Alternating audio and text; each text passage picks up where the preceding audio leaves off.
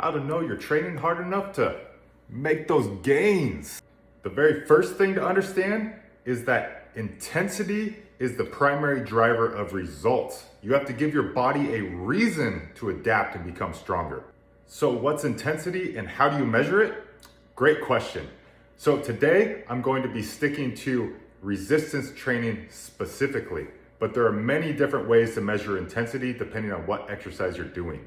The two main scales to measure intensity are RPE, or rate of perceived exertion, and RIR, or reps in reserve. For RPE, it's a scale of 1 to 10, with 10 being the most intensity possible. So a rating of 10 would be absolute muscle failure. A rating of 9 would be one clean rep left in the tank. So for RIR, reps in reserve, the inverse is true.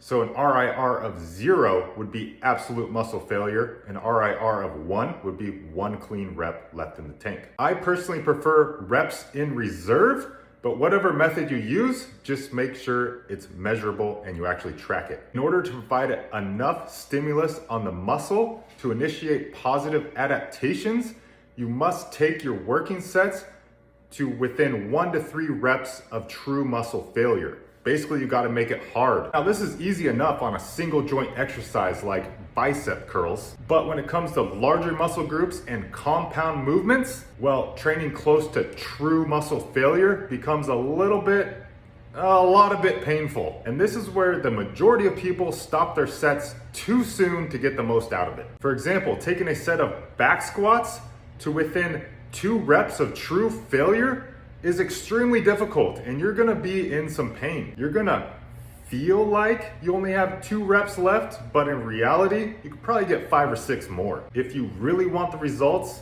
then you're gonna have to push yourself harder.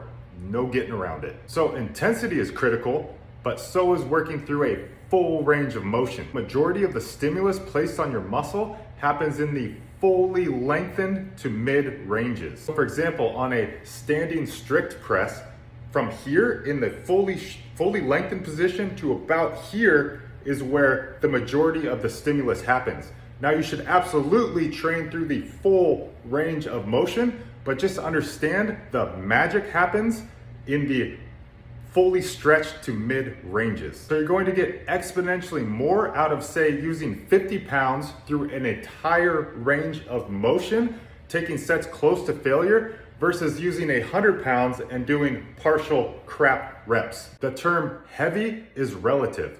10 pounds can be heavy if you're taking it through a full range of motion and in close proximity to failure.